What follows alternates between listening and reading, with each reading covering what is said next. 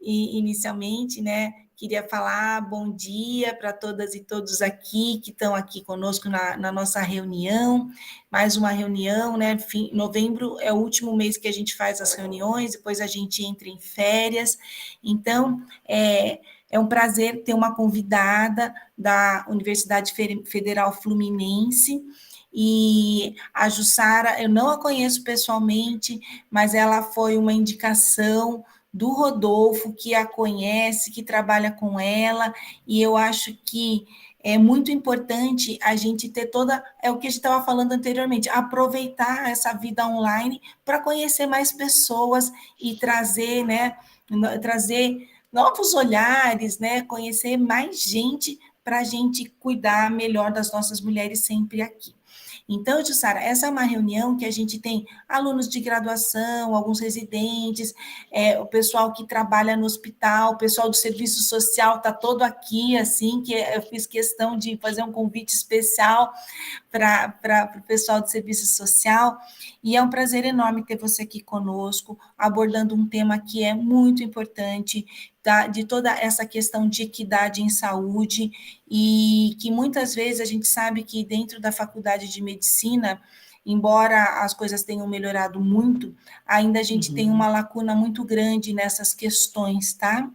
E falta, não sei se tempo, vontade, de que essas coisas sejam mais trabalhadas. Então, acho que é uma grande oportunidade da gente discutir a visão de uma professora do serviço social que trabalha especificamente com isso, com essas questões raciais, em outras coisas, mas também na área da saúde. Dei uma stalkeada no seu currículo Lattes, achei muitas coisas boas. E para te acompanhar aqui vai estar a Amanda. A Amanda, ela foi aluna, residente nossa aqui, médica, e hoje ela é aluna de pós e trabalhando num tema, nessas questões, né, raciais e com relação à percepção da mulher no cuidado da assistência ao parto, tá bom? Vou passar a palavra para a Amanda te apresentar, depois você conversa aqui conosco, Rodolfo está aqui também, a gente depois abre a palavra para ele. Então, Amanda, por favor, vou pedir para você dar umas palavrinhas e depois Jussara fica com a palavra aqui. A gente tem até meio-dia, o tempo é seu, o tempo que você precisar, tá bom? Então é isso. Obrigada. Bom dia a todos e a todas. É um prazer, uma honra estar aqui hoje, tanto poder participar aqui da reunião, né? Eu sempre assisti desde a graduação e agora estou participando aqui como mediadora, e principalmente por falar desse tema que é super importante, super essencial, e pelo qual me interessa bastante, é meu tema de mestrado também, racismo e saúde da mulher, então estou muito feliz de estar aqui. Muito obrigada, Sara, mais uma vez. Então, para falar sobre esse tema de diversidade racial e saúde da mulher, a gente trouxe convidada super especial, indicação do Dr. Rodolfo, né, docente aqui do departamento, que é a professora doutora Jussara Francisca de Assis dos Santos, assistente social, professora do Departamento de Serviço Social da Universidade Federal Fluminense. Ela também é consultora sobre mortalidade materna, saúde da mulher e raça-cor no projeto Parto Adequado, Abraço de Mãe. Eu também dei uma stalkeada no seu currículo, Jussara. E também tem uma atuação voltada para relações étnico-raciais, políticas de saúde, saúde da população negra, trabalho com violência obstétrica e mulheres negras. Uma coisa que eu achei muito legal no seu currículo Lattes, Sara, que a primeira frase é mulher cis negra de religião de matriz africana. Lindo isso. Antes, depois vem a formação acadêmica. Lindo isso. Estou empolgada para ouvir sua apresentação. Muito obrigada mais uma vez e passo a palavra para você. Tá bom? Obrigada. Minhas queridas, muito obrigada. Gratidão enorme poder estar aqui com vocês, né? Quero pedir licença aqui às minhas mais velhas, às minhas ancestrais, né? Saudar as minhas contemporâneas e as minhas mais novas também. Agradecer imensamente o convite, na pessoa do professor doutor Rodolfo, um companheiro querido, um dos presentes né, que eu ganhei nessa trajetória, trabalhando com o projeto Abraço de Mãe, e agora dando continuidade em Todas as Mães Importam. Então, Rodolfo, um grande abraço, obrigada pelo convite, obrigada, Fernanda, Amanda, pela acolhida. Nossa, estou muito feliz, muito honrada de estar aqui com vocês, todas as pessoas que estão aqui presentes, né? É sempre uma oportunidade única da gente poder dialogar, da gente poder trocar, da gente poder realmente se aquilombar no que diz respeito à vida, né? Em nome da vida. E por mais que a vida ela seja um direito fundamental, a gente tem percebido, né, na nossa recente história brasileira, que algumas vidas elas são, infelizmente, colocadas como descartáveis, né? E dentro desse processo, as mulheres negras, cis e trans, a população negra tem sido aí o alvo preferencial dessa seleção no que diz respeito a esse descarte. Então, poder falar com vocês, poder dialogar com vocês, poder compartilhar com vocês, né, esses estudos, não só os estudos, mas a própria vida política, a vida acadêmica, né, em torno do enfrentamento, do combate ao racismo, especialmente tendo como foco as mulheres negras, assim, uma satisfação muito grande. Eu quero muitíssimo agradecer vocês e não vejo a hora, gente, de poder para a gente poder estar presencialmente, né, para a gente poder sentir o cheiro, sentir o calor, né, e trocar energias, embora eu sinta que, mesmo nesse modo frio, remoto, das telinhas, a gente tem nessa possibilidade de troca de energias, e é o convite que eu faço para vocês, né, da gente sempre se indignar, né, não se conformar com o que está colocado, porque o que está colocado não está legal para ninguém, não está legal para ninguém. Então, que a gente possa realmente se indignar e se comprometer no que diz respeito ao direito à vida, à diversidade, aquilo que nós, enquanto Brasil, a gente tem de mais belo, que é a diversidade, né? E que essa diversidade ela possa se expressar pelo direito à vida de todas as pessoas, né? De maneira equânime, né? De maneira digna. Então, Amanda, querida, olha, muito obrigada. Eu preparei uma apresentação aqui para poder trocar com vocês. Eu vou pedir, Amanda, que você me controle, por favor, porque, né, a gente vai falando e vai perdendo aí o tempo. Então, eu queria que, por favor, você me sinalizasse, tá? Pode É algo deixar, que eu mas fica à vontade, viu? Tá certo. Algo que eu queria também muito pedir vocês é que a gente possa ter aqui um bate-papo, né? Um diálogo. É uma reunião que é uma reunião importante, né? Todos os meses vocês se reúnem né, poder estar aqui com vocês dialogando nesse espaço, né? Que é um espaço importante, é muito bom para a gente poder trocar. Né? Então, que seja um diálogo realmente, uma conversa, um bate-papo, e aí vocês podem me sinalizar, eu vou tentando acompanhar aqui pelo chat também, mas se vocês quiserem fazer alguma intervenção, pode fazer, pode falar, a gente está aqui para isso, tá bom? Bom, o que eu trago aqui para a gente poder, né, falar sobre diversidade racial, falar sobre a saúde das mulheres, né, é um pouco sobre, né, o que eu tenho vivido, né, enquanto profissional, enquanto assistente social, enquanto profissional da área da saúde, né, alguém que circula, né, por esses espaços, não só o espaço de formação, mas também o espaço, né, de prática profissional, né, enquanto assistente social. Tenho aí, né, a grande alegria de poder compartilhar com colegas da área da saúde, né, da área da medicina, da fisioterapia, da nutrição, da enfermagem, da psicologia, esse pensar, né, esse olhar, voltar os nossos olhares para as nossas especificidades, mas também para as nossas chagas, vamos dizer assim, né? Falar sobre racismo não é algo confortável e também não é para ser, é para nos indignar mesmo, né? Então, falar sobre racismo é um desafio muito grande, né? Especialmente num país onde a gente tem a ideia de que nós vivemos, né, numa harmonia entre os grupos, né, numa harmonia racial, sob o manto do mito da democracia racial, é algo que é muito caro no Brasil, né? E quando a gente fala alguma coisa que vá ao contrário do que está colocado, é sempre muito desafiador, mas também é muito necessário, né?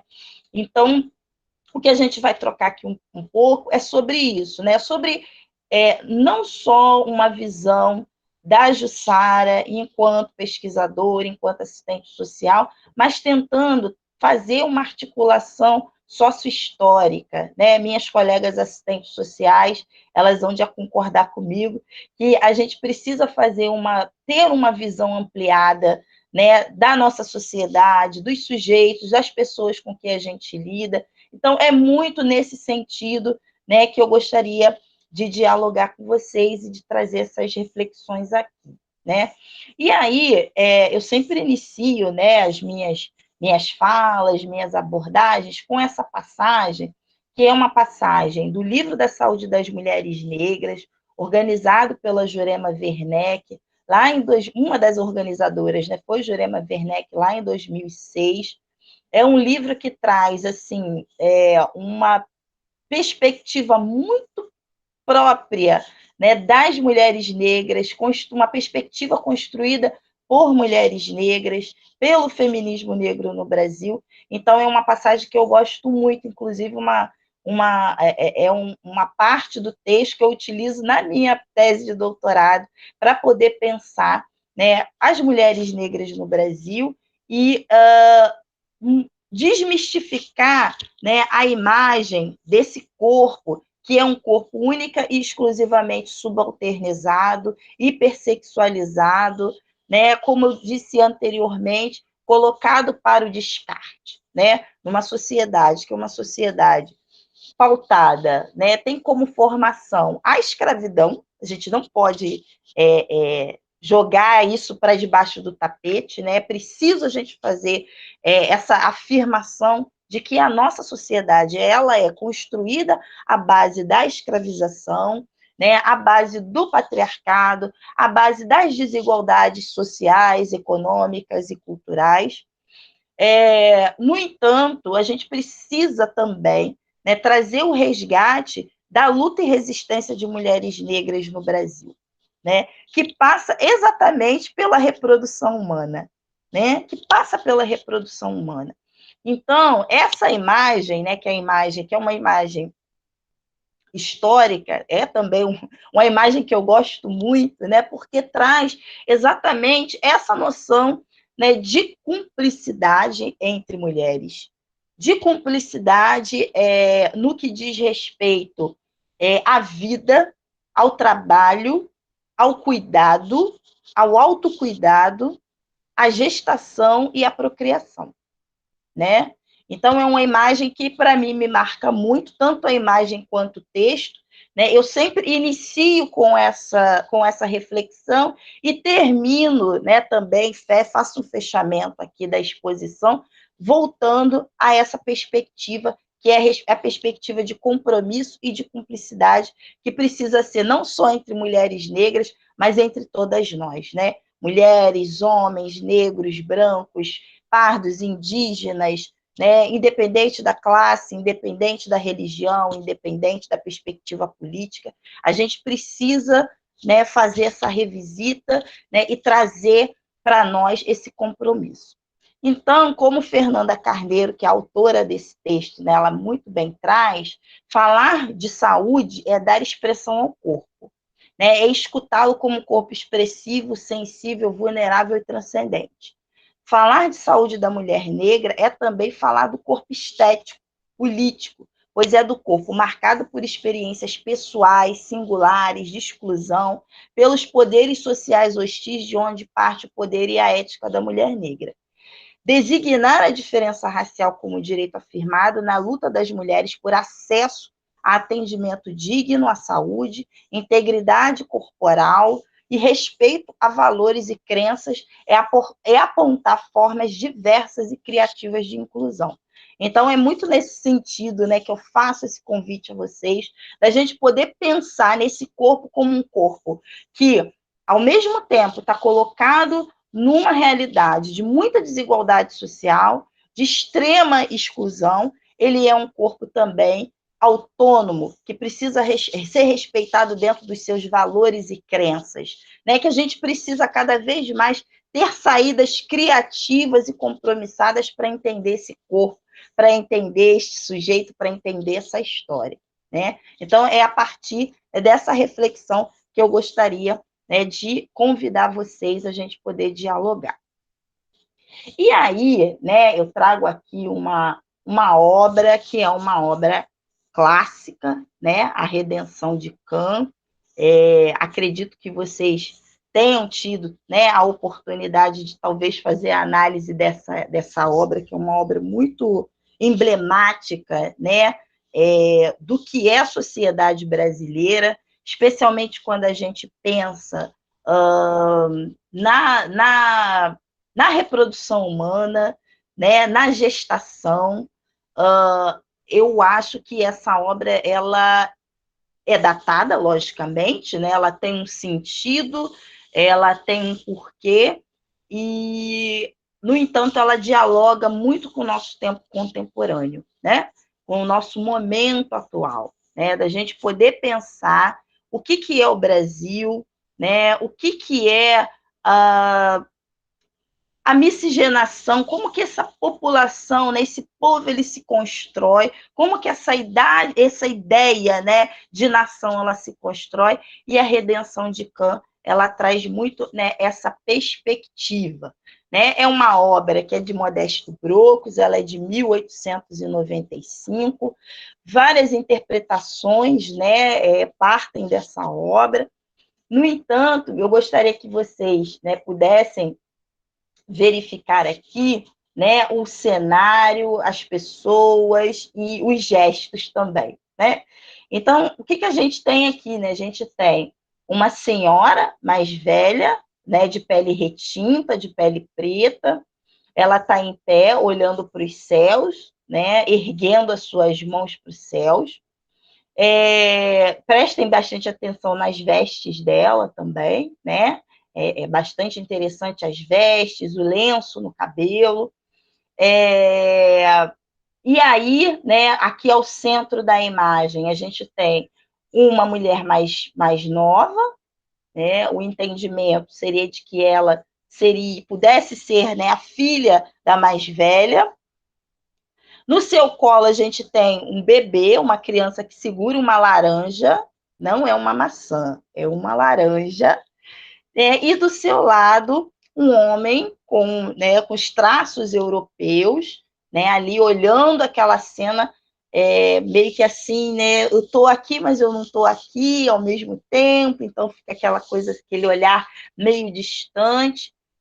Mas o que a Redenção de Kant ela traz, né, para a gente, e que eu gostaria, né, de trazer para a gente poder refletir no que diz respeito à saúde das mulheres negras, especialmente a saúde reprodutiva, né, é essa ideia de que o embranquecimento no Brasil ele seria a salvação do povo brasileiro, né?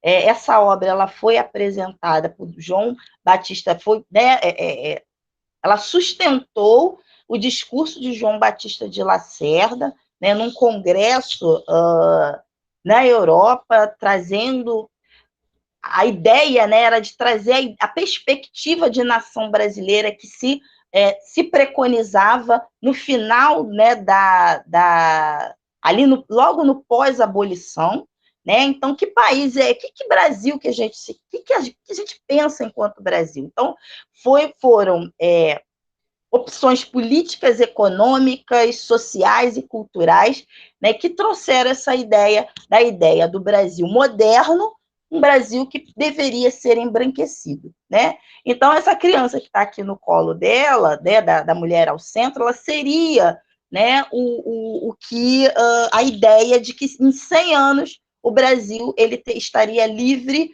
né, de pessoas, especialmente das pessoas pretas, né? O que naquele momento simbolizava o atraso do Brasil, né?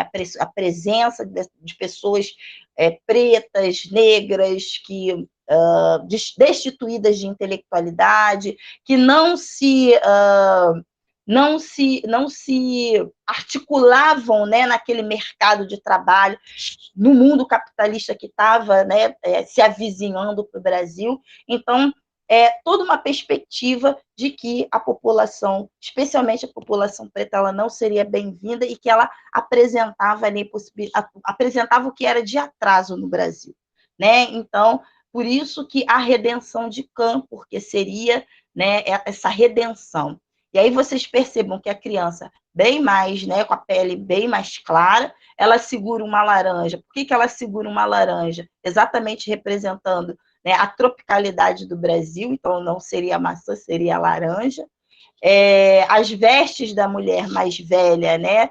Vocês vejam que ali a tentativa de apagamento da negritude o tempo inteiro, então o cabelo que não aparece, né? Ele é coberto pelo lenço, as roupas, né? Que também não faz nenhum tipo de referência, né? As nossas heranças negras e africanas a partir das roupas também. Então, tem todo um simbolismo, né? O próprio chão onde a mulher mais escura está, o chão ele é batido, né? Não é um chão pavimentado, diferente do chão aonde o homem está ali, né? E a mulher que está mais nova, que está no meio, representando, né, essa possibilidade de modernidade de um Brasil, um outro Brasil que não teria a presença da população preta em especial. Vejam que ela aponta para frente exatamente nessa ideia de desenvolvimento e de modernidade. Essas expectativas, né, elas caem por terra no censo de 2010, quando a gente tem aí a prova de que a população brasileira, né, em mais de 50%, se autodeclara como preta e parda, portanto, população negra. E aí essa perspectiva, né, de apagamento da presença deste corpo, né, especialmente do corpo das mulheres negras, cai por terra exatamente, né, a partir aí dos resultados que a gente tem do censo de 2010. Né? Dizer que dentro dessa perspectiva de apagamento, né, também a gente precisa reconhecer que essa população é a população que é base da pirâmide no Brasil, é a população da classe trabalhadora, né, responsável pelas riquezas produzidas no Brasil, e, infelizmente, é também aquela que é o maior alvo das desigualdades, porque essa produção de riqueza ela não é dividida de maneira equânime. Né? Então, isso tudo para a gente poder pensar, né, como que a gente pode pensar diversidade racial, mas a gente precisa, né, fazer essa discussão sócio-histórica para a gente entender que o racismo, né, não é algo individual, né, comportamental ou interpessoal. Né? Ele está no que a gente entende como o racismo estrutural. Né? Ele está nas estruturas da formação social brasileira. Né? Então, não é algo disfuncional ou comportamental, mas algo que a gente precisa fazer esse resgate sócio-histórico, né? E aqui a partir dessa obra da Redenção de Cã, né? Para a gente poder fazer esse resgate sócio-histórico, para a gente entender a atualidade, né? O que a gente está vivendo nesse momento. Então, é isso. O que o racismo estrutural, né, ele tem a ver com o cuidado integral, da saúde integral e os desafios que são postos a partir dele. Né? Então, conforme a gente conversou aqui, a gente precisa entender como que está colocado, né, essa ideia do racismo estrutural, né, como que ele se dá a partir das instituições, né, e como que ele, muitas das vezes, é naturalizado, né, a partir do racismo recreativo, e aí, né, a gente chega aqui às mulheres gestantes, negras especialmente. Né? Então, essa charge do Bira, é muito emblemática também para a gente poder entender esse processo, né? Então, a gente vê aqui quem é que está na base da pirâmide, né? A gente precisa se perguntar para quem é a democracia racial no Brasil. Será que é só para aqueles que estão no topo da pirâmide, de repente? Né? Mas que democracia racial é essa que a gente está falando? Né? Que ideia é essa de democracia racial que ela não se efetiva concretamente? Né? E qual é o nosso compromisso diante de tudo isso? E aí é preciso a gente pensar, né, então, que o racismo ele é parte da ordem social. Né? Ele não está descolado de uma ordem social, ele decorre da estrutura social. E mais, né, ele não necessariamente ele vai ocorrer por discriminação direta, porque ainda a gente tem, né, essa crença de que o racismo ele só funciona, ele só acontece a partir do xingamento, a partir de proibições explícitas, né, de entrada de pessoas negras em determinados espaços, e aí a gente vai perceber que no Brasil nós não tivemos leis segregacionistas, né, a exemplo dos Estados Unidos e da África do Sul. No entanto, no Brasil, é o que Kabengele Munanga chama de crime perfeito, né? Porque ele está nos meandros das relações, ele está nos meandros das instituições, ele se materializa a partir de práticas cotidianas, práticas naturalizadas, que vão ler os corpos negros como corpos destituídos de direito, né? Então, como que isso se naturaliza entre nós? Que não é nada natural para quem sofre a discriminação, né? Então, entender que o racismo ele vai criar essas condições, né, de que grupos, direto ou indiretamente, eles sejam discriminados de forma sistemática, cotidiana, né, o tempo inteiro. É um processo político, faz parte de um processo político histórico, né, conforme a gente vem conversando, né, é um processo de constituição de subjetividades de indivíduos, isso é muito interessante, a gente poder falar da constituição de subjetividades. Por quê? Porque também é muito comum falas do tipo, mas as pessoas negras, elas são racistas com elas próprias, né? Elas são as pessoas que menos se valorizam, não se empoderam. Então, o racismo, né, enquanto entendido como uma forma sistemática, ele vai conformar as nossas subjetividades, né? Para que a gente possa se identificar como pessoa preta ou pessoa parda, né, a gente precisa lançar mão de várias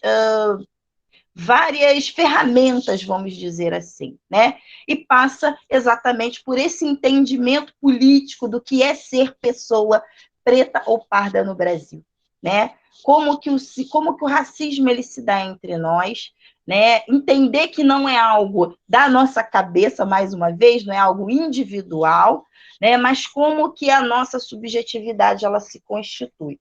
Um exemplo assim muito prático que eu gosto de trazer é quando a gente vai fazer a coleta do quesito raça cor, a gente está falando, né, do espaço da saúde, né? Dizer que a partir da portaria 344 de 2019, se não me engano, todos os sistemas, né, dentro da saúde, de coleta de dados e de documentação, precisam da coleta do quesito raça cor, né? É um desdobramento da Política Nacional de Saúde Integral da População Negra. E o quanto que o quesito raça-cor, ele é absolutamente desafiador, né? Nós, enquanto profissionais de saúde, a gente tem uma dificuldade muito grande de implementar a coleta do quesito raça-cor, e uma das justificativas é que a própria população negra, as pessoas negras, elas não têm muita segurança de como elas vão se identificar.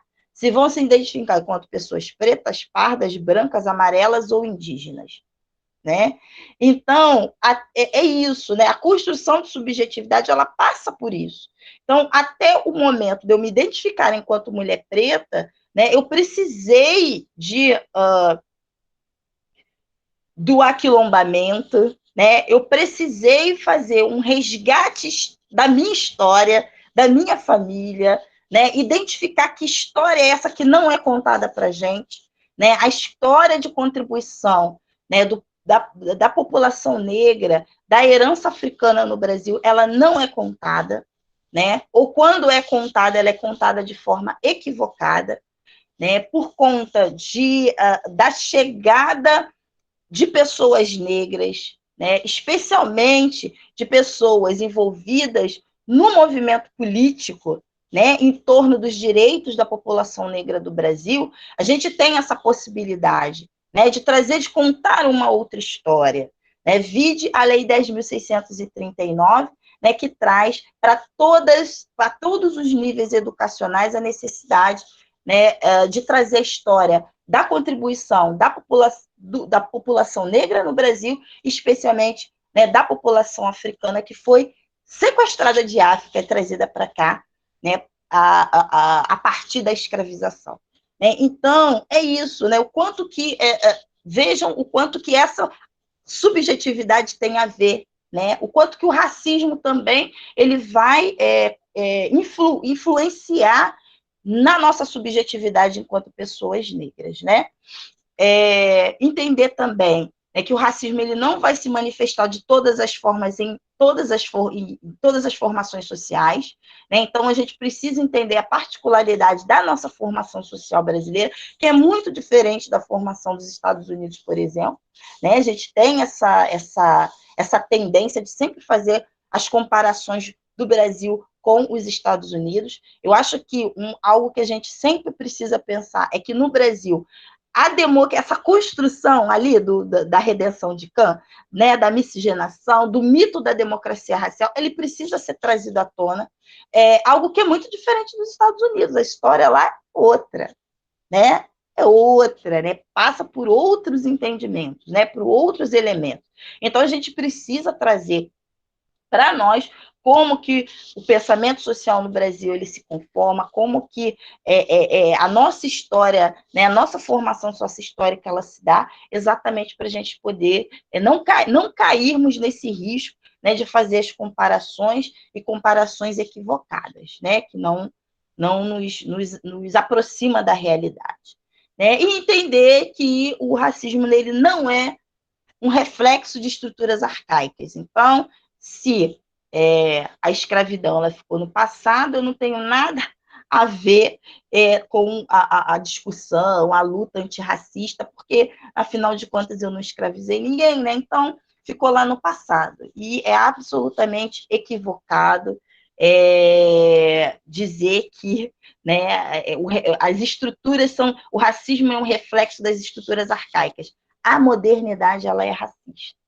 Né? Então, a gente precisa desse entendimento, e isso, entender que o racismo ele é um componente ideológico deste sistema, desse modo de produção vigente hoje, não só no Brasil, mas na maior parte do mundo, que é o capitalismo.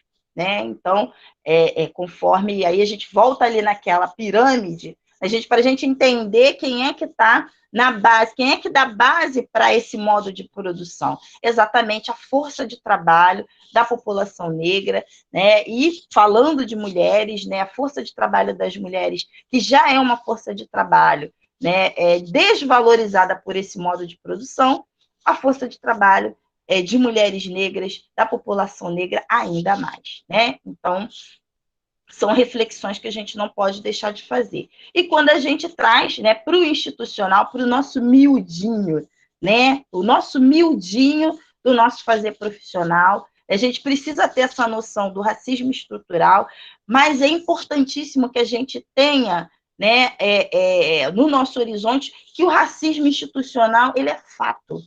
Né? E ele se dá de que forma? A partir do fracasso das nossas instituições e organizações em prover um serviço profissional e adequado a todas as pessoas.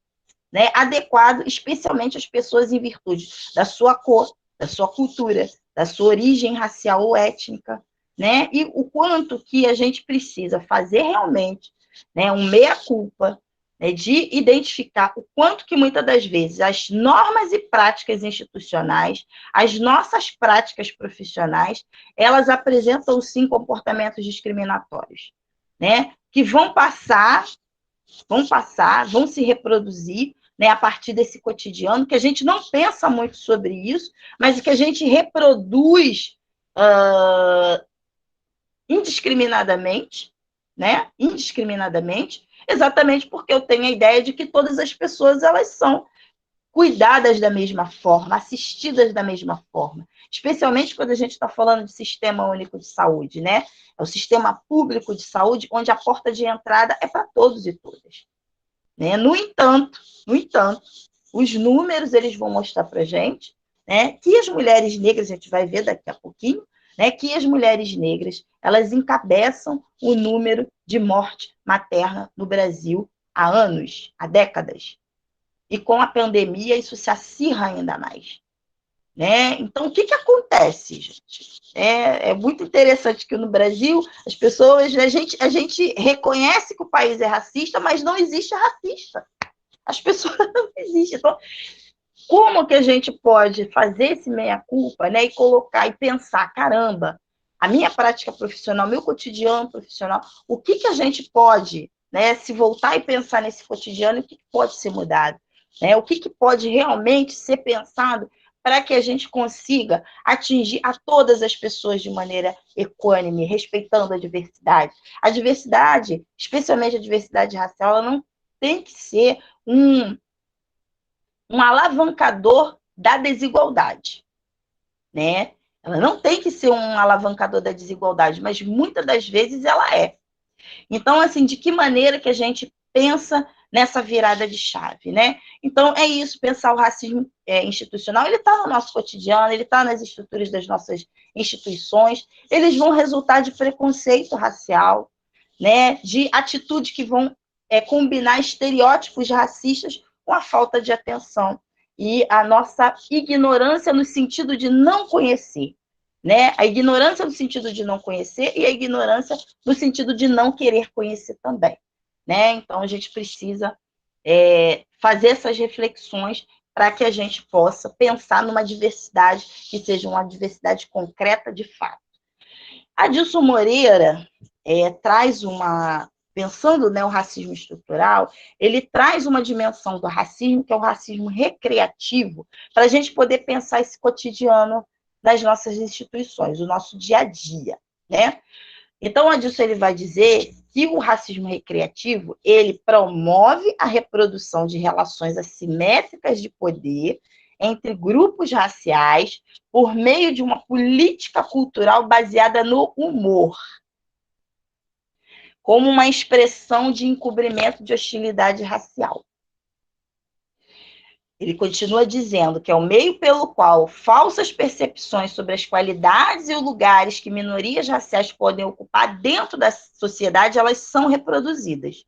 E mais, né, que o racismo recreativo ele vai assumir forma de violência simbólica, que vai dificultar a criação de um sentimento de pertencimento entre pessoas negras. Vejam o quanto que o racismo recreativo, quando a gente pensa o racismo recreativo e pensa o cotidiano, ele está no nosso cotidiano, né? Então, pensemos a pandemia, não só a pandemia, né, mas antes da pandemia, enquanto assistente social que sou e as colegas assistentes sociais que estão aqui, né, a gente sempre traz, né, como foco, né, as políticas sociais, especialmente a política, tanto a política de saúde quanto a política de assistência social no Brasil, continuam estando, né, aí no olho do furacão no combate ao enfrentamento à pandemia, né? E quando a gente fala de política social, a gente está falando de redistribuição de renda. Lembre que eu falei inicialmente que o Brasil ele é marcado por uma brutal desigualdade social, onde a distribuição da riqueza ela não é dividida de maneira equânime para todos os grupos, né? E aí, quando a gente pensa no racismo recreativo, vocês devem já ter ouvido expressões que fazem parte do nosso cotidiano institucional, tipo, essas mulheres vão engravidar para receber o Bolsa Família, ou essas mulheres vão engravidar para receber o auxílio emergencial. E aí eu pergunto a vocês de quais mulheres nós estamos falando, né? Não estamos falando de todas as mulheres. Então, passa por essa ideia jocosa, né, de piada, muitas das vezes, né, porque vão engravidar por conta do Bolsa Família, né, como se o Bolsa Família, o auxílio emergencial, ele tem o seu valor, né, é preciso a gente dizer isso. No entanto, ele não vai enriquecer essas famílias, não vai enriquecer, não vai levar essas famílias para um outro patamar, né? São direitos, isso é muito importante ser colocado, porque não benesse, é um direito adquirido, né? Pela Constituição Federal, né? Por todo o nosso marco jurídico democrático, né? Então é direito da população dessa população que dela necessitar, né? Então, vejam o quanto que a gente diminui o valor desse direito e, especialmente, criminaliza a gestação, né, de mulheres negras, sobretudo de mulheres negras indígenas que são aquelas que vão acessar, né, este direito, exatamente por conta, né, dessa brutal desigualdade do qual o Brasil está mergulhado. Então, entender o racismo recreativo, como que ele perpassa nas nossas instituições, e quando a gente pensa em gestação, enquanto a gente pensa, né, na ideia de maternagem, neste direito, né, quando a gente pensa em famílias, e aí a gente sempre, né, a expressão família desestruturada, ela também é bastante emblemática, né, para colocar, né, nessa discussão o próprio racismo, porque quando a gente fala de família desestruturada, a gente não está falando de qualquer família, a gente está falando de família de mulheres pretas, de mulheres pretas e pardas, que são chefiadas por mulheres pretas e pardas. A ideia é essa, né? Então, essa ideia jocosa como que a expressão do racismo recreativo ele se dá nas nossas instituições, né? E quando a gente pensa, tanto Bolsa Família quanto auxílio emergencial, está no centro dessa discussão, né? Então, para a gente poder entender do que a gente está falando, né? Especificamente na saúde, nas instituições de saúde, né? A gente tem expressões que negra é como coelho, só dá cria. Mulheres negras são parideiras, têm quadris largos, né? Elas são parideiras, por excelência, por natureza. O parto das mulheres negras, eles são mais fáceis. As mulheres negras, elas não precisam de anestesia porque elas são mais fortes. Ou o ano que vem elas estão de volta, porque é isso, né? Já que tem filho todos os anos, né? Um número grande de filhos, então, ano que vem elas estão de volta. Então, são expressões, gente, que não foram expressões tiradas da minha cabeça, não. São expressões, resultados, né, de pesquisas. Algumas dessas expressões, né, elas se repetiram quando eu fui fazer a pesquisa para minha tese de doutorado, né, falando do enfrentamento à violência obstétrica e mulheres negras. Então, é algo que está aí, está entre nós, o nosso cotidiano, a gente reproduz.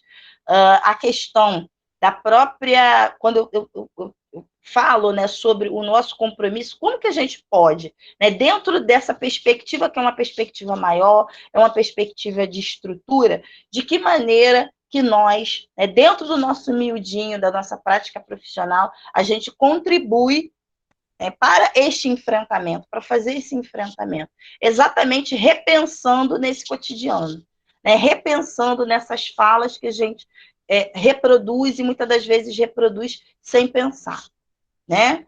Mas que tem um efeito, né? Ela tem um efeito prático, ela tem um efeito em números, né? Dentro de toda essa estrutura, ela também tem um efeito. Então, para a gente poder pensar sobre isso, né? Aqui, quando a gente fala, né, de interseccionalidade, que é um termo aí, né, trazido pela Kimberly Crenshaw, é um termo em disputa, né? É um termo em disputa.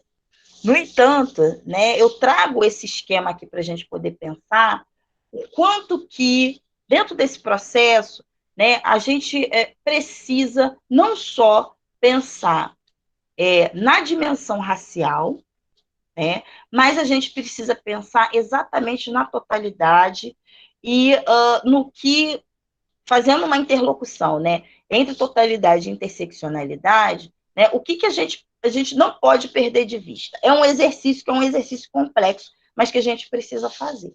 Né? Então, quando a gente pensa dimensão racial, a gente não está pensando única exclusivamente a dimensão racial. Por quê?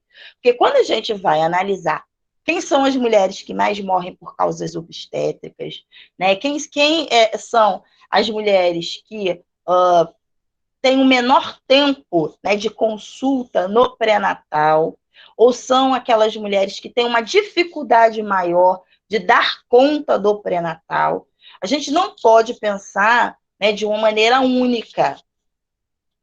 A gente pensa que, sim, a grande maioria dessas mulheres são mulheres pretas e pardas, mas não só. São mulheres que estão, né, dentro de uma perspectiva de trabalho, de ocupação, né? Como que está o mercado de trabalho para a população negra, especialmente agora na pandemia? O aumento do desemprego, o aumento da fome, né? Um aumento brutal da fome, um aumento do número de população em situação de rua, de pessoas que cada vez mais apresentam questões de saúde mental. Né? Isso tudo atravessa essas mulheres. Né? Quando a gente vai pensar também a própria orientação sexual, pensando na diversidade sexual, né? Eu sempre faço uma provocação, pergunto sempre, né, para as pessoas que dialogam comigo, especialmente nós que estamos na área da saúde, já é muito desafiador a gente poder pensar na diversidade racial. Então, quando a gente vai fazendo esses cruzamentos, nessas encruzilhadas, de pensar, por exemplo, uma família negra com uma orientação sexual que não está sendo pensada nas instituições, né? Que a gente ainda pensa muito na perspectiva binária homem-mulher. Né? Então, se a gente pensa uma mulher trans negra gestando, a gente está preparado? É uma realidade. A realidade, ela se coloca para a gente. A realidade, ela é dinâmica, ela é concreta. Né? Então, dentro das instituições, a gente está preparado para isso? Né? Conforme eu falei, a condição física, a condição mental, é da gente pensar que essas mulheres, essas pessoas, elas vêm de um determinado território. Né? São os territórios, hoje, a grande parte da população preta e parda no Brasil vive em áreas de favela, de periferia, né? Onde o saneamento básico é uma questão, não foi ainda tratado, esses direitos não são tratados de maneira séria, né? Então, vem de um determinado território que a gente precisa pensar nessa condição estrutural desses territórios, nos serviços que são prestados nesses territórios, né? Serviços de saúde, de educação, de lazer, enfim. Né? Não pensar única e exclusivamente na classe social, porque muitas das vezes é isso. Não, olha, o racismo não é um problema, o que a gente tem é uma desigualdade socioeconômica muito grande, e as pessoas pobres, né, são pessoas pobres. E aí a gente apaga totalmente que a grande parte dessas pessoas são pessoas pretas e pardas. A questão da escolaridade, da idade, né, da geração, ou seja, são elementos, né, que a gente precisa articular quando a gente pensa neste sujeito, né, que se coloca para a nossa assistência, né, que se coloca para os cuidados das nossas instituições enquanto direito, mais uma vez, e não enquanto benesse. Né? A gente precisa também, enquanto profissionais, a gente precisa perceber que nós somos servidores, né? Somos servidores, somos servidoras, enfim. Né? Então, ter essa perspectiva coletiva mesmo. E aí, para isso, né, o modelo de determinantes sociais da saúde, lá da OMS, eles nos ajuda imensamente, né, nessa perspectiva. Né? Então, a gente precisa pensar nesses modelos de determinação dos determinantes sociais de saúde, onde a gente tem aqui, ó, a raça, né, a etnia, o gênero, né, como elementos que são elementos que a gente precisa, né, lançar mão, estar nos nossos horizontes, para a gente poder articular essa reflexão e transformá-la em ação, né? E aí, nessa perspectiva dos números, né, conforme eu falei aqui para vocês, a gente precisa pensar nesse momento que a gente está vivendo, né? A pandemia, ela acirrou essas desigualdades, né? Então, dia 27 de outubro, né, foi o dia de mobilização pela saúde da população negra, ainda com muitos desafios, né? Cada vez, não só no dia 27, mas todos os dias, né, a gente precisa, né, trazer para o nosso compromisso essa mobilização, esse compromisso com a população. Então, quando a gente fala de população negra, a gente não está falando única e exclusiva da população negra, mas eu entendo que quando a gente atingir, né, esse patamar, que é um patamar de considerar as necessidades dessa população, a gente está considerando toda a população como um todo, né? E aí, pensando nos impactos da pandemia entre pessoas pretas e pardas, né, a gente vai ver, que eu trago aqui um dado de São Paulo, né, o quanto que negros morreram quase 2 vezes mais de Covid, né, do que brancos, aqui especificamente no Itaí Bibi em 2021, mas a gente pode, né, esse reflexo desses números, né, ele pode ser verificado também nos demais, no conjunto do Brasil, né? Do nosso território. E falando especificamente mortalidade materna, né, entre mulheres negras, né, a gente vai ter também que mulheres negras, pretas e pardas, aqui na reportagem está equivocado, tá, gente? São mulheres pretas e pardas, são a maior parcela entre vítimas da morte materna, né? Então, a gente tem aí um índice de 56,2%, né, de mortes em decorrência da Covid, de complicações da Covid. É conforme a gente verificou, a morte materna no Brasil para as mulheres pretas e pardas já é algo gritante e no contexto da pandemia aumentou, se acirrou assim de uma maneira brutal, né? Então é isso, são brasileiras negras, elas vão ter ainda mais chances de passar por consultas ginecológicas e de pré-natal, que mais peregrinam até conseguir a vaga numa maternidade para dar à luz, vão receber com menos frequência os recursos para o alívio da dor, né, e do parto e da anestesia, né, de acordo com o levantamento feito pela Fiocruz.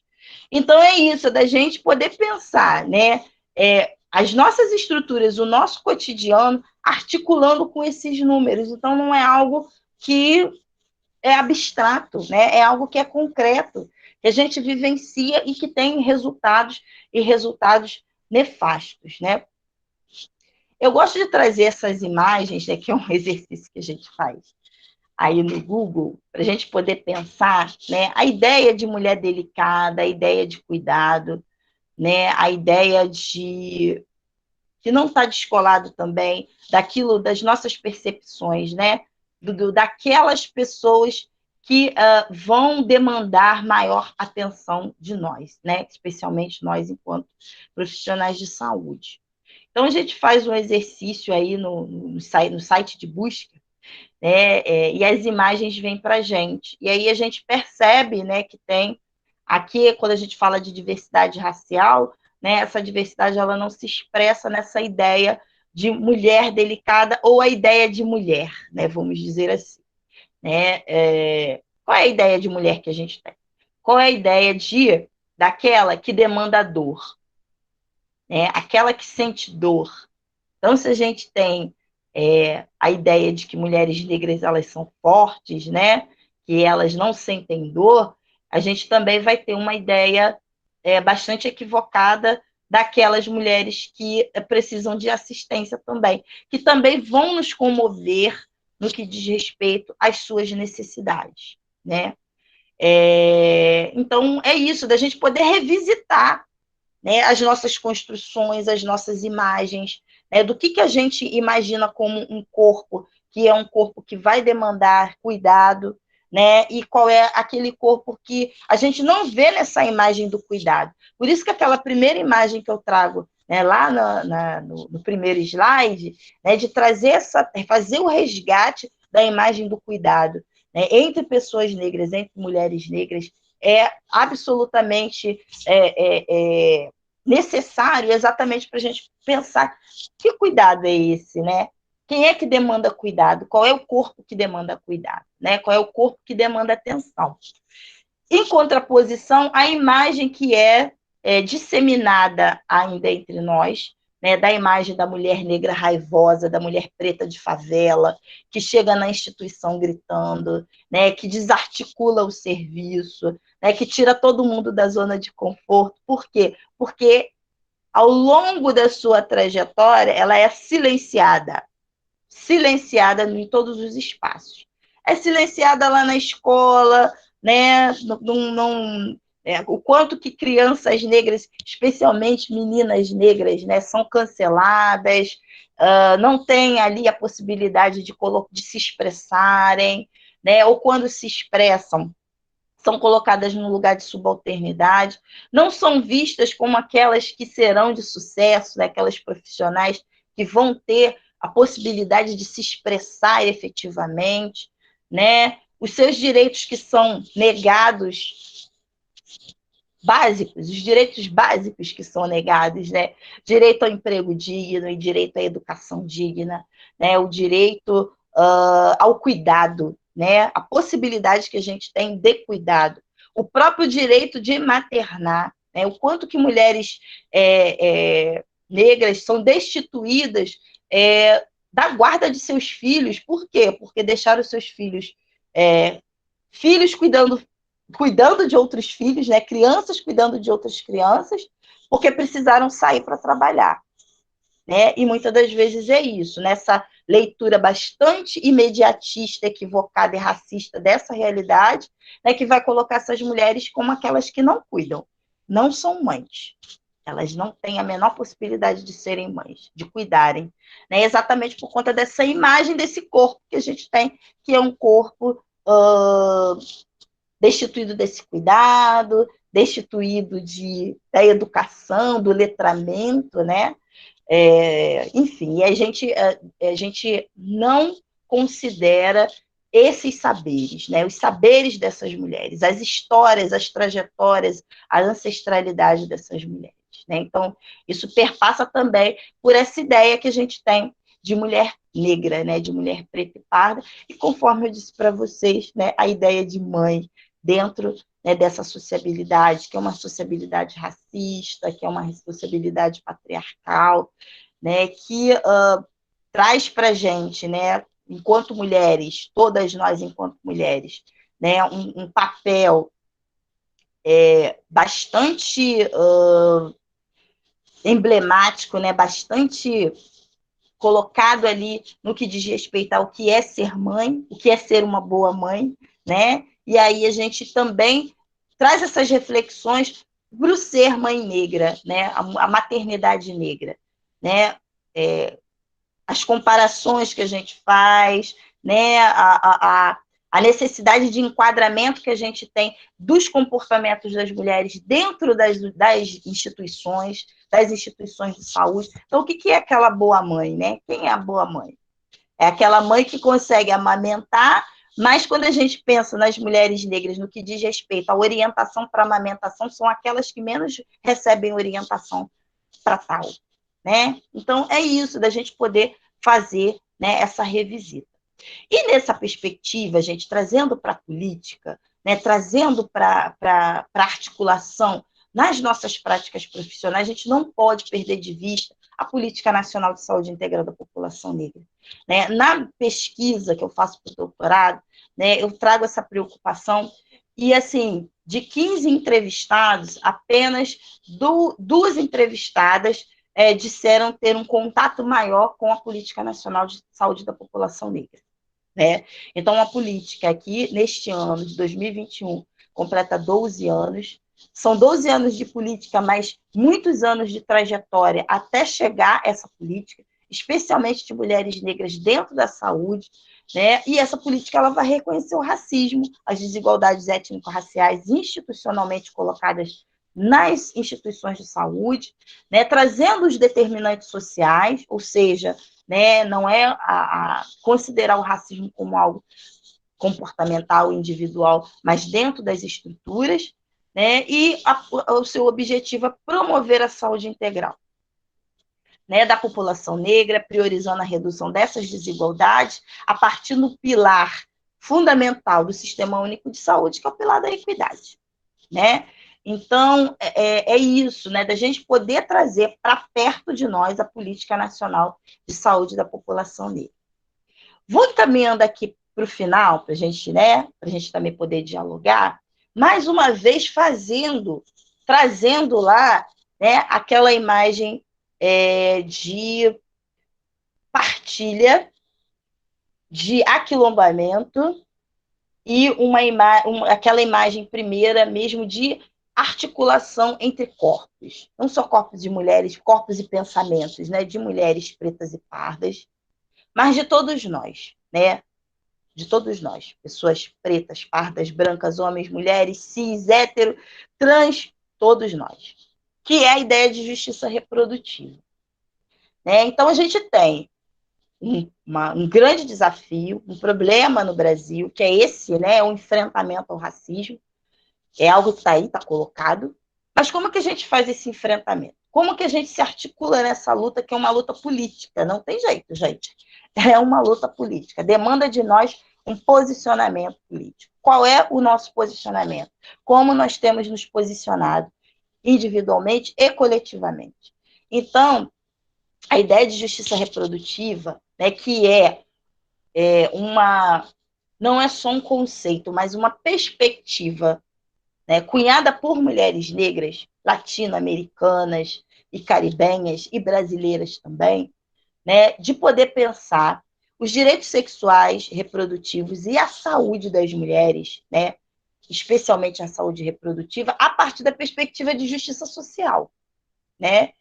E isso não é responsabilidade só de mulheres negras, é responsabilidade de todos nós. Então, a partir desse conceito, eu, assim, acredito muito nele, na potência dele, né, de nos possibilitar essa articulação. Né? Articulação que vai possibilitar também as mulheres, enquanto sujeitas, mulheres negras, a tomarem decisões sobre seus corpos, a sexualidade, a sua reprodução, né? Pensar em autonomia. Se lembra que a gente começou falando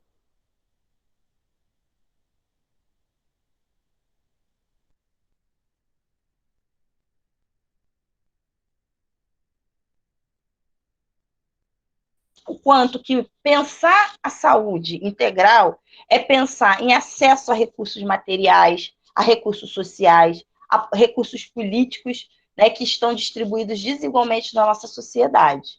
Né? Então, que a gente possa, a partir da justiça reprodutiva, pensar que mulheres pretas possuem, sim, o maior risco de ter um pré-natal inadequado, ausência de acompanhante, de receber menos orientações sobre o trabalho de parto, possíveis complicações, né? E o quanto que mulheres negras são aquelas que mais morrem por aborto, né? São pretas e pardas com baixa escolaridade. Então, quando a gente pensa em justiça reprodutiva, a gente pensa nessa realidade. A gente não está pensando num corpo descolado, né? A gente está pensando nessa realidade. Fernanda Lopes, que é uma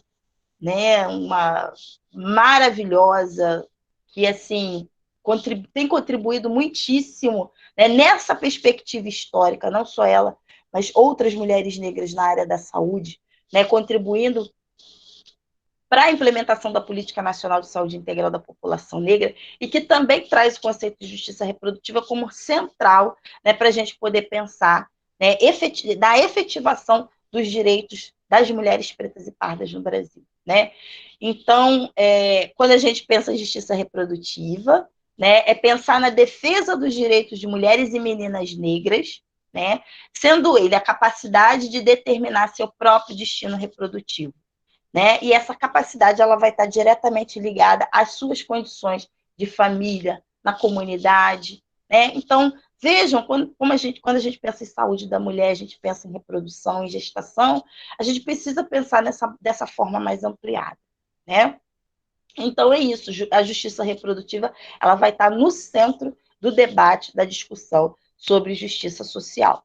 E aí, repito, né, ela não é única, de responsabilidade única de mulheres negras que estão nos movimentos sociais, mas nossa responsabilidade, né, de todos nós, de todas nós, especialmente como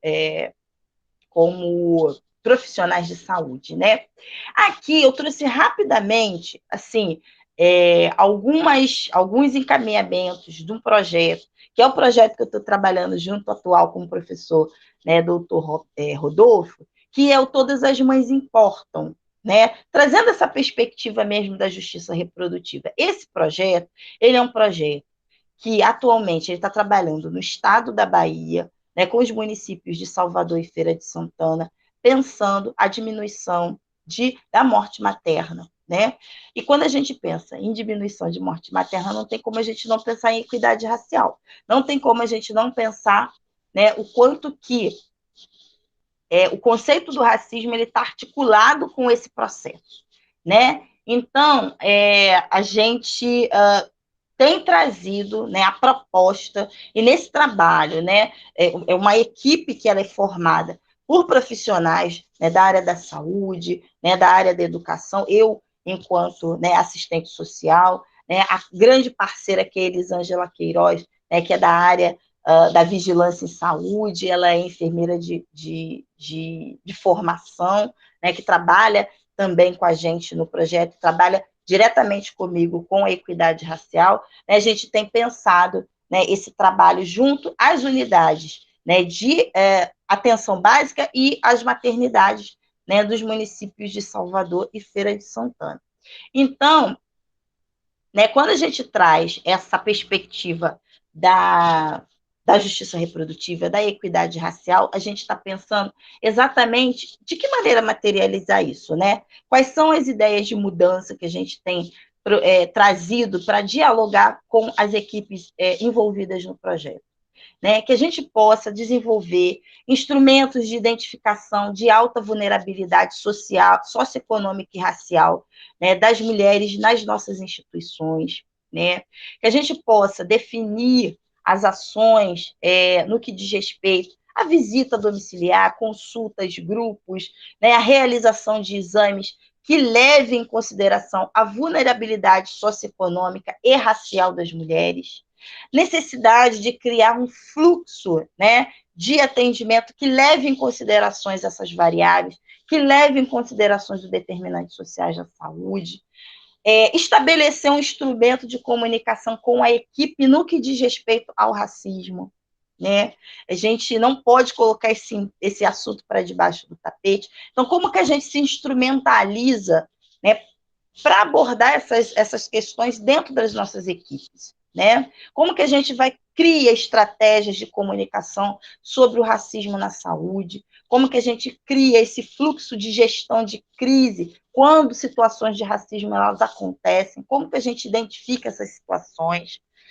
Como que a gente está dialogando com as mulheres, com a comunidade, com os saberes ancestrais das mulheres, com os saberes populares das mulheres, né, de grupos? A gente está identificando grupos nas nossas comunidades, no entorno das nossas instituições, que têm essa possibilidade, né? Então, é algo que a gente precisa pensar. Como que a gente está pensando em treinamento sobre racismo, o diálogo e esse espaço aqui, né, que vocês trazem, é um espaço importante nesse sentido, né? Então, são elementos para a gente poder pensar a coleta do quesito raça-cor, como é que ela está acontecendo? Como que a coleta do quesito raça-cor está se dando? Como que ela dialoga, né, com o Ministério da Saúde, com o DataSUS, por exemplo? Como que na nossa formação a gente tem incorporado a discussão sobre o racismo na saúde? né, nos nossos currículos, na nossa, né, grade curricular, nas disciplinas, que são disciplinas obrigatórias e optativas. É algo que está em disputa, né? É algo que está em disputa e que a gente precisa também voltar a nossa atenção, né?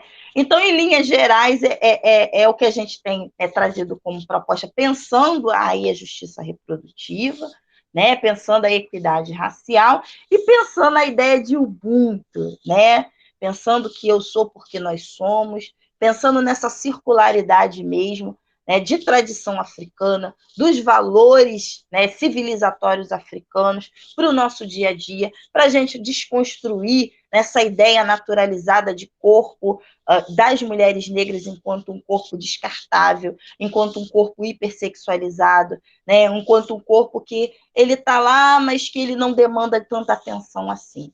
Né? Então, a gente precisa trazer isso para o centro das nossas análises. E aí, né, para a gente fechar, né, essa é um poema de uma amiga minha, a Sandra Marcelino, que é professora, bacharel em serviço social, doutora em educação, né, e lá no contexto do ano passado, né, na pandemia, ela teve essa luz de escrever esse texto que eu gosto muito, que eu amo muito e trago aqui para compartilhar com vocês, né? Cada útero é uma esperança que renasce. Cada seio que amamenta jorra um desejo que brota de vida, da cria, da lida, da criação. Eu, mulher negra, pari quando deixei vir a continuidade de nossas existências. Tu, mulher negra, pariste quando rompeu todos os silêncios. Nós, mulheres negras, parimos a intelectualidade que se forma da alquimia de nossos saberes ancestrais. Vós, mulheres negras, pariste no passado para que houvesse o presente e o futuro de suas continuidades. Elas, Dandara, Aquatune, Benguela, Carolina, Beata, Joana, Maria Antonieta, minha, sua, nossa mãe, avós, tias, professoras, todas pretas, pariram e parem os nossos passos. Do útero de cada mulher negra há várias formas de resistência. Sandra Marcelino, 2020. Então, é nessa perspectiva, né, que a gente iniciou lá falando sobre compartilhar, sobre aquilombamento, coletivismo, que eu realmente acredito, né, que essa é a perspectiva, que esse é o conceito que a gente que vai, né, nos levar para um outro patamar, para outras formas de existências e formas de existências que realmente valorizem a vida, especialmente a vida de mulheres negras, pretas, pardas, cis e trans, né? A vida, né? Que é isso, a vida pulsa, ela está aí para ser vivida, mesmo num período que é tão difícil como é o período que a gente está vivendo, mas eu acredito que é nesse aquilombamento que é possível, no Ubuntu, que é possível, né, a gente pensar em perspectivas cada vez mais diversas, tanto racialmente quanto socialmente, enfim, né, que realmente nos afete e que nos aproxime cada vez mais. Tá? Então, agradecer imensamente vocês, me desculpar pelo alongamento da fala. Eu estou vendo aqui, estou acompanhando aqui no chat. Então, queria agradecer muitíssimo, Fernanda, Amanda, Rodolfo, querido, né? A Silvia, que eu estou vendo aqui, o rostinho da Silvia está aqui. Então, eu gostaria muitíssimo de agradecer vocês. Obrigada mesmo. Obrigada a você, Jussara. Parabéns. Que aula maravilhosa. Você trouxe tantos conceitos tão importantes que a gente precisa falar sobre eles, precisa resgatar. Não tem como a gente pensar em desigualdade racial, disparidade racial em saúde da mulher, sem resgatar todos esses conceitos de racismo constitucional, estrutural, racismo recreativo, um conceito super que estou, graças a Deus, tenho ouvido cada vez mais falar mais desse termo agora. Pensa bem, né? A Política Nacional de Saúde da População Negra tem 12 anos, eu mesma tive contato com ela agora, fazendo um projeto de mestrado. A gente não tem contato com isso, não ou falar, impressionante como não é falado. A gente precisa falar disso, é um tema que incomoda, sim. Eu ouço dizer que a gente está com 40 e poucas pessoas na sala, ouso dizer que todo mundo deve estar meio incomodado com esse tema agora, mas eu acho que é para incomodar mesmo, como você falou desde o começo, e é um assunto que a gente precisa falar, debater. Nossa, você trouxe vários conceitos super importantes, obrigada mesmo. A gente tem, conforme eu estou vendo isso que eu estou mexendo com isso no mestrado, né? A gente tem visto muitas dessas informações que você trouxe mesmo, desigualdade de acesso ao pré-natal, da peregrinação. A gente tem um estudo que a gente é multicêntrico, e o CAISM é um dos principais centros, né, que está no comando, que é o Rebraco, que é com dados de desfechos maternos e pré-natais no Covid, e a gente viu que tem uma mortalidade 3 vezes maior em mulheres negras também aqui no nosso estudo aqui do Rebraco. Então, assim, realmente é muito díspare mesmo, né? E, então, assim, muito obrigada mesmo por ter dado essa aula, por ter trazido tantos conceitos importantes para a gente. Nossa, e finalizando com esse poema lindo, emocionante mesmo. Aqui, realmente, como você comentou, muitas pessoas estão parabenizando sua aula aqui também. A professora Maria Laura, a Dalva e a Heloísa, são duas assistentes sociais muito queridas aqui do CAISM, nós também agradeceram, ressaltaram a importância do tema. A professora Adriana, Luz, o professor Rodolfo, Arlete, a professora Juliane, Belmiro, estão todos parabenizando muito aqui. Professor Rodolfo, eu vi que o senhor comentou aqui no chat, eu vou querer abrir a palavra também para o senhor depois, para o senhor comentar, que acho que é super importante. Estou vendo aqui também na plateia a professora Silvia. A professora Silvia é docente aqui do Departamento de Saúde Coletiva, é diretora executiva dos Direitos Humanos da Unicamp, é uma amiga querida, que eu admiro muito, que eu gosto muito, que tem me ajudado muito na minha trajetória profissional, na pós. E eu queria abrir a palavra para a professora Silvia, por favor, se a senhora quiser e puder falar um pouquinho também para a gente, acho que vai acrescentar bastante para a reunião. Olá, bom dia a todas, todos. Prazer enorme estar aqui com a Amanda. Agradeço demais o convite dela, da professora Fernanda Surita, para essa que não é só uma aula, uma palestra, é um evento para nós, né? A presença da professora Jussara. Agradeço demais, professora, essa oportunidade de trazer temas assim, né, tão sensíveis. Acho que, né, era de se esperar, mas eu estou bastante impressionada, né, na tarefa na Diretoria de Direitos Humanos da Unicamp, as questões, né, que envolvem a discriminação, o racismo, o valor da vida, né, como muito centrais, muito importantes no nosso dia a dia, né? Eu diria, a professora e colegas, que as ações antirracistas, elas devem ser ações cotidianas e de regeneração. Regeneração, eu acho que das nossas relações com o ambiente, das nossas relações entre nós, né, as relações humanas. E, nesse sentido, acho que as ações propositivas antirracistas, elas são absolutamente necessárias. Eu colocaria uma das coisas que a professora destacou, que parece, né, uma questão administrativa, mas ela não é. A questão do quesito raça-cor nos serviços de saúde é uma ação que a gente está começando a discutir na universidade e unificar isso nos serviços de saúde desde maio agora desse ano, a partir, né, da minha entrada na diretoria, e de uma maneira muito importante, que foi através do sindicato dos trabalhadores da universidade, né, principalmente os trabalhadores da saúde e os trabalhadores negros da Unicamp.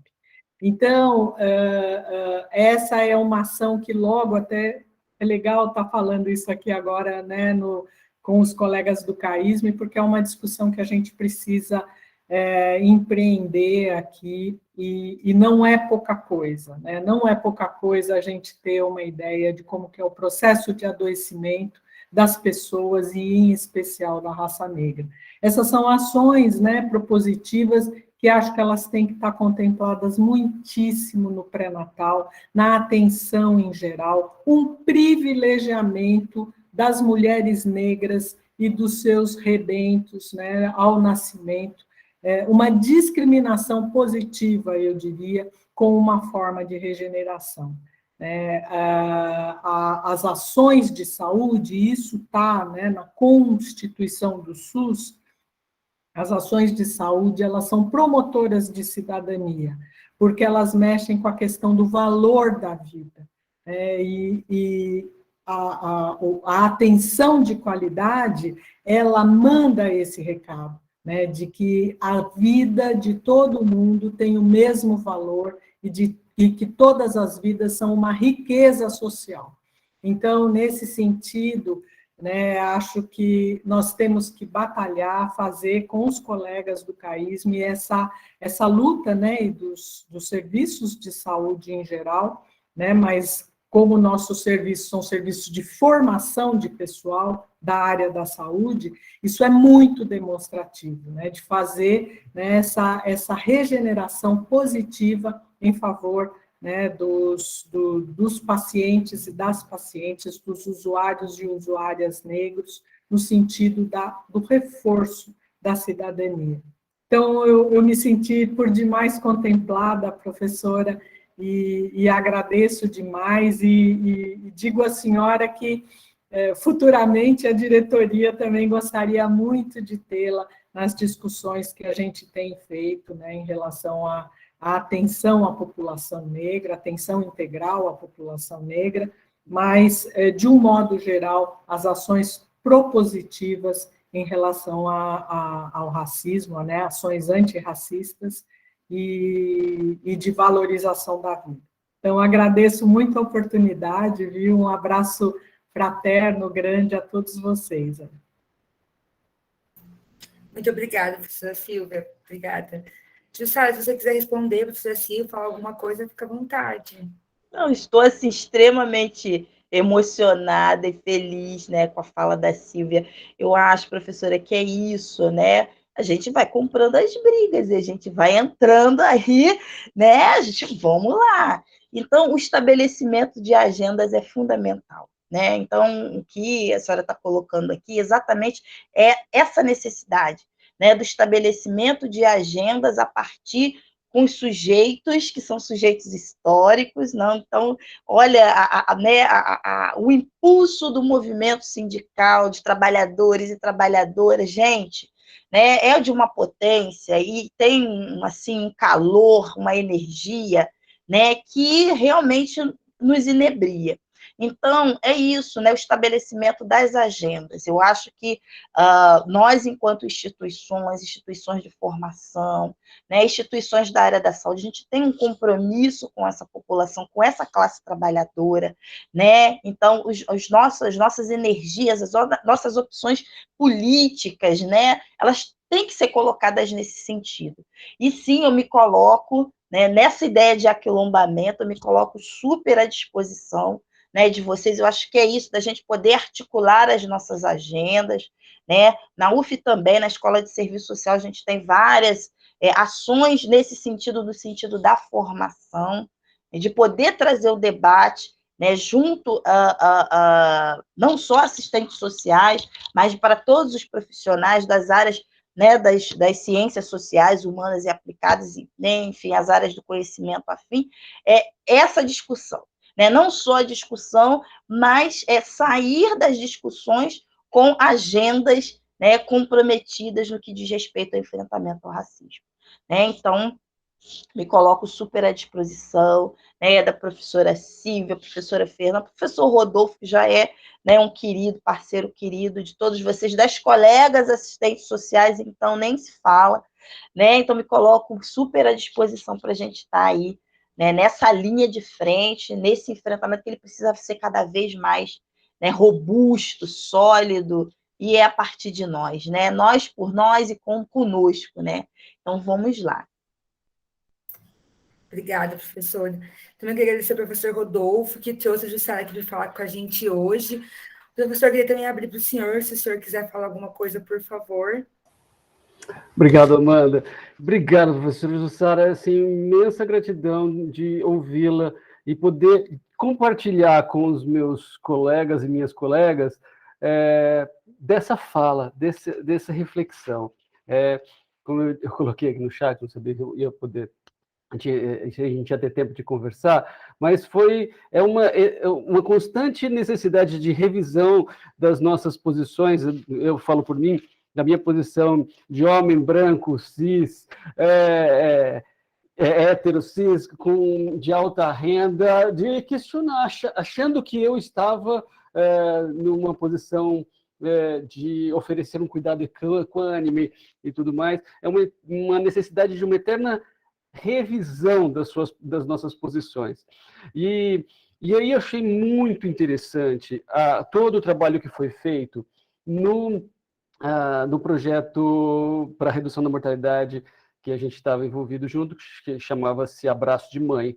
Eu queria que você dissesse um pouquinho para a gente como é que foi sua experiência com relação à equidade racial nessa abordagem, e como é que foi a resposta dos hospitais em relação a isso?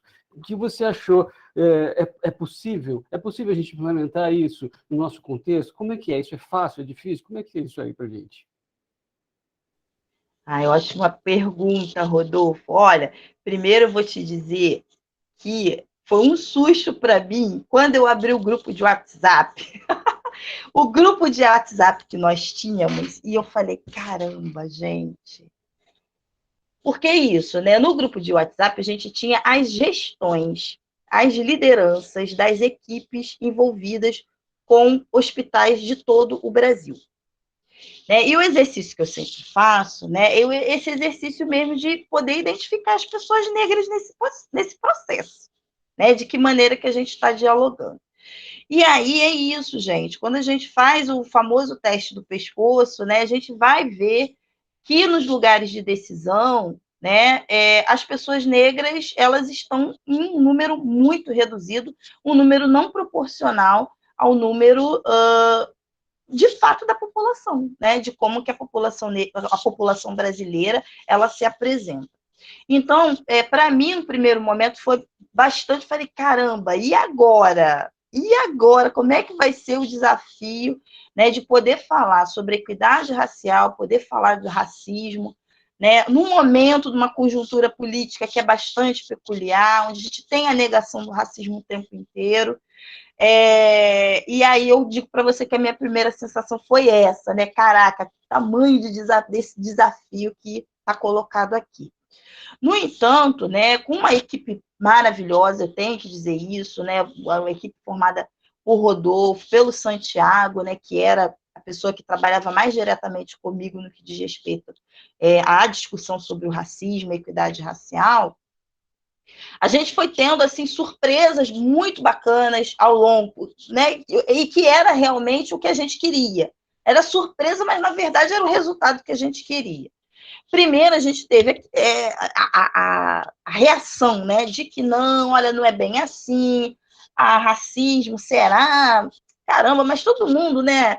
A porta de entrada são para todas as mulheres elas são cuidadas de maneira, recebidas de maneira igual. E aí, quando a gente foi trabalhar os meandros, né, o dia a dia, o miudinho de cada instituição, a gente foi identificando, né, realmente situações, não só situações em relação às mulheres, né, que buscavam os serviços, mas dentro das próprias equipes, no que diz respeito à discriminação racial. Né? Então, qual era a relação das pessoas negras dentro da equipe, né? Como que elas se viam, como que elas eram tratadas, a questão da própria invisibilidade, não só das pessoas, mas da questão em si e do cuidado. E aí foi muito interessante porque muitos hospitais, muitas maternidades disseram, olha, eu não sei nada de equidade, a gente não faz absolutamente nada, a gente não trata desse assunto. Caramba, e agora? Como é que a gente vai implementar ideias de mudança, né, de equidade dentro da nossa prática, do nosso fluxo institucional? E aí foram ações, né, que algumas ações já existiam e outras passaram, né, a fazer parte da realidade institucional, muito nessa direção que a gente colocou aqui, tipo, como que a gente está dialogando com as mulheres, com a comunidade do nosso entorno.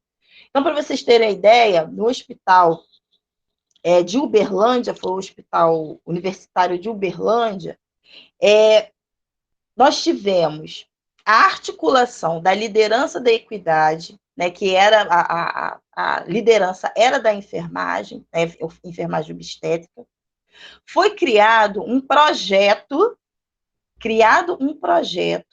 né, um projeto de estágio, né, de receber estagiárias da área de letras da Universidade Federal de Uberlândia. Por quê? Porque boa parte das mulheres que são atendidas naquela maternidade, naquele serviço, são de mulheres, especialmente de mulheres haitianas, negras haitianas. Então, foi um projeto que pensaram exatamente a dificuldade de linguagem com essas mulheres, né? De linguagem com essas mulheres, e a articulação que essa liderança e a equipe fez para fora da própria maternidade. Para dentro da maternidade, foram várias atividades, né, que foram implementadas, inclusive de identificação, né, de uma trabalhadora negra, né, que articulava com a comunidade, Jussara, o nome dela, inclusive, minha xará, né, que articulava com a comunidade, que já tinha um trabalho desde a atenção básica até a atenção, né, à maternidade, ao parto em si, que naquele momento ela estava na maternidade. Então, foi uma articulação de identificar os próprios recursos dentro da própria instituição. Esse é uma das ações, né? Tiveram várias outras ações, né, a realização de rodas de conversa, de utilização de materiais. Foi produzido um material, né, falando especificamente da equidade, trazendo esses números, né, trazendo para a equipe o quão é necessário a gente falar sobre, né, trazer a discussão sobre o racismo nas instituições, especialmente nesse momento, né, da vida, que é o momento da gestação, da reprodução. Enfim, então, assim, foi bastante desafiador, né? Nós fomos construindo coletivamente, né, essas possibilidades, essas ideias de mudanças, que continuam, né? Elas estão dando continuidade nos hospitais aí que participaram com a gente. Então, é isso, né? Foram resultados importantes, enfim, né? Que ficaram aí mesmo como uma experiência exitosa, né? A gente trabalhou muito a Política Nacional de Saúde Integral da População Negra, enfim, essas atividades através, né, dessa base da política nacional, o quesito raça-cor, né? Então, assim, a gente termina o projeto com 100% dos hospitais participantes, das maternidades participantes, fazendo a coleta do quesito raça-cor, que era lá no início, era algo que não, a gente tinha de tudo, né? Não tinha a coleta do quesito, ou quando tinha a coleta do quesito era de forma equivocada. Então, foram muitas ações muito importantes, né, no que diz respeito ao enfrentamento ao racismo, trazendo aí a política nacional como foco. Né? Então, foi isso, Rodolfo. E poder ter você como parceiro foi fundamental também.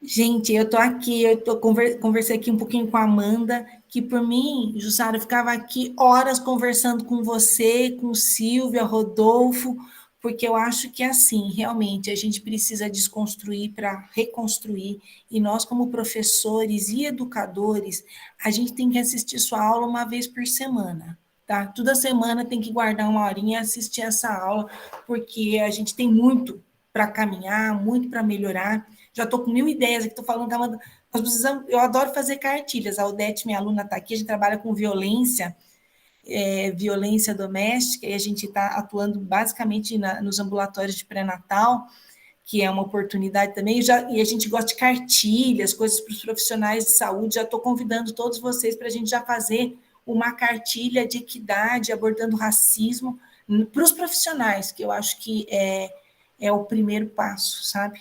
É a gente que a gente tem aqui. Então, Jussara, nossa, queria só te agradecer mesmo pelo avançado da hora. Eu vou pedir para a Amanda fazer um fechamento, depois passar para você mais um pouquinho, e aí convido o pessoal para a próxima reunião.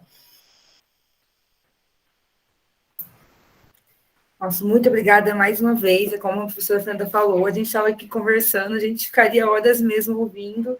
Nossa, foi demais. Eu estou, assim, maravilhada. Verdade, muito, muito obrigada. Obrigada, professor Rodolfo, professora Silvia, também, por tudo que vocês acrescentaram aqui.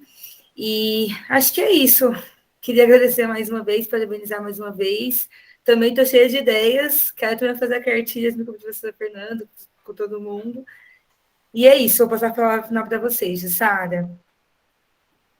Obrigada, querida. Obrigada, Amanda. Obrigada, Fernanda, Silvia, Rodolfo, todos vocês e todas vocês que estiveram aqui nessa manhã, né, para a gente poder dialogar. Dizer, Amanda, que estamos aí nessa, né, nessa agenda, né, Fernanda, importante. É isso, né, a oportunidade que a gente tem, né, de formação, de criação de materiais e de poder fomentar realmente, né, a prática profissional a partir, né, desse debate, dessa necessidade que a gente tem, né, que de defesa da vida, e de defesa da vida digna e de bem viver para todos e todas, né? Então, é isso, gostaria muitíssimo de agradecer, de me colocar, né, de me colocar à disposição para essa agenda, né, no que vocês precisarem, para a gente poder articular nossos projetos também, né? Eu acho que nossos projetos se articulam muito, muito. A gente está com um projeto de extensão, que ele é anual, está pensando em práticas antirracistas, no combate ao enfrentamento e específico para assistentes sociais. Já deixo vocês convidados, as colegas assistentes sociais. Então, para o ano que vem, quando a gente for pensar a nova turma, eu já mando para vocês o convite de inscrição, né? Porque dentro desse curso, né, o que é um curso de extensão da UF, Escola de Serviço Social da UF, da UFOP e da Unifesp, né, de poder pensar todos esses elementos em torno do racismo, da diversidade sexual, né, das perspectivas socioeconômicas, e aí o que a gente estimula as profissionais, né, a incorporarem nos seus planos de trabalho e projetos de intervenção profissional a prática antirracista. Então, assim, é uma ideia que eu deixo também para vocês, né, que aí tem a questão da própria cartilha, mas andando, lógico, um passinho depois do outro, mas de poder estimular os profissionais, como que vocês estão fazendo? De que maneira vocês estão materializando, né, toda essa discussão, né, o que tem afetado vocês, né, qual é o compromisso que a gente sela, tá? Então, eu me coloco super à disposição nessa construção, nessa trajetória, que é isso, ela tem que ser feita em várias mãos, né? Então, estamos juntas, juntos e juntos. Agradecer mais uma vez, espero que a gente possa se encontrar em breve, quem sabe presencialmente, tomara, é a nossa torcida, e agradecer imensamente. Muito, muito obrigada. Jussara, mais uma vez, só te agradecer por todas essas palavras, e agradecer a professora Silvia é muito querida, viu? É muito querida. A gente é quase da mesma idade, assim, mas ela foi minha professora, tá? Eu tenho ela aqui de coração, né, Silvia? De coração mesmo. E vou aproveitar para fazer o convite, né, para todos. Os alunos estão saindo porque eles têm teste de progresso agora, daqui a pouco, tá? Por isso que eles já foram tudo embora aqui, estão indo almoçar para fazer a prova a 1h. Convidar todos vocês, né, para a próxima reunião. Na próxima reunião tem um tema bem tranquilo também, Márcia está colocando aqui, que é falar da interrupção legal da gravidez e como questão de saúde coletiva. Para isso, a gente vai trazer a professora Rosana, que é professora da saúde coletiva, amiga da gente também aqui, e hoje ela é presidente da Abrasco. Então, um teminha também tranquilo, né, Jussara, para a gente conversar aqui, e que a gente precisa ver com outros olhares, além dos nossos daqui de dentro, para cuidar melhor das nossas mulheres.